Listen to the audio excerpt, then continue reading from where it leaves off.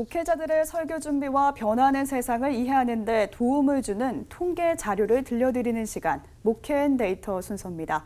목회데이터연구소 지용근 대표 자리했습니다. 어서 오세요. 네, 안녕하세요. 네, 오늘은 탈북민 주제 준비하셨다고요? 네. 얼마 전이었죠. 통장 잔고가 0원인 탈북민 모자의 안타까운 죽음이 있었는데요. 네. 더 나은 삶을 위해서 남한에 왔다가 오히려 이렇게 경제적 어려움을 겪고 있는 탈북민들이 많은 것 같습니다. 그래서 먼저 보고 싶은 통계가 탈북민 소득 수준이 높지 않은 걸로 나왔다면서요? 네, 그렇습니다. 저희도 이번 소식을 접하면서 이제 이 자료를 준비하게 됐습니다. 네.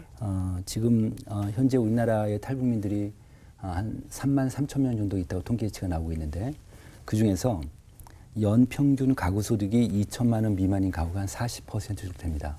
그러니까 40% 정도는 연평균 2천만 원 미만이라면 월 평균에서는 한 160만 원 남짓 정도 되는데 한 가구가 160만 원 가구 살기가 그렇죠. 지금 시대에서는 좀 어렵죠. 1인 소득이 아니라 한 가구의 소득이잖아요. 네, 그렇습니다.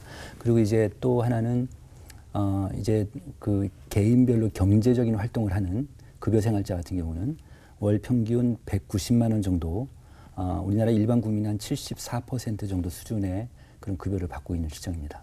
네, 이런 경제적 어려움 때문인지 자살 충동 경험이 일반 국민보다 높게 나타났다고요? 네, 그렇습니다. 저희도 이 자료를 보고 좀 놀랐는데 우리나라 국민이 자살 충동 그 경험이 2018년 기준으로 한 5% 정도 됩니다. 그런데 이 북한 이탈 주민은 15%나 되고 있습니다. 그러니까 우리나라 국민의 남한 국민 한 3배 정도로 좀 이게 아무래도 이제 살기 힘들고 특히 이제 그 소득 수준이 낮으니까 네. 그런 면에서 좀 어려움을 겪고 있는 것 같습니다. 네. 무시나 차별을 받은 그런 경험도 많습니까? 네, 그렇습니다. 차별 무시 경험이 전체 북한 이탈 주민자 중에서 한 20%인가 5명 중에 1명 정도가 그런 경험이 있다고 응답을 했습니다. 네.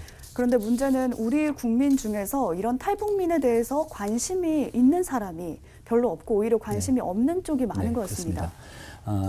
우리나라 국민에 대해서도 지금 북한 이탈 주민에 대해서 일반 인식조사를 해봤더니 관심도를 물어봤어요. 그랬더니 관심 있다가 25%, 그다음에 북한 이탈 주민에 대해서 관심 없다가 45%니까 나하고는 상관없는 그런 계층, 그런 사람들 그렇게 인식이 좀 높다고 볼 수 있습니다. 네.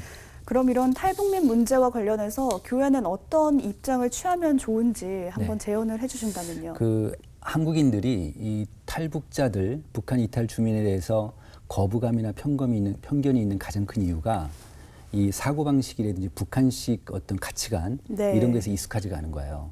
그래서 이런 것 때문에 이제 약간 어색하고 그런 것 때문에 좀 같이 어울리지 못하고 어떤 이제 그런 현실인데 교회가 스스로 이제 그 한국인들이 갖고 있는 일반적인 이런 인식들을 좀 우리가 버려야겠다.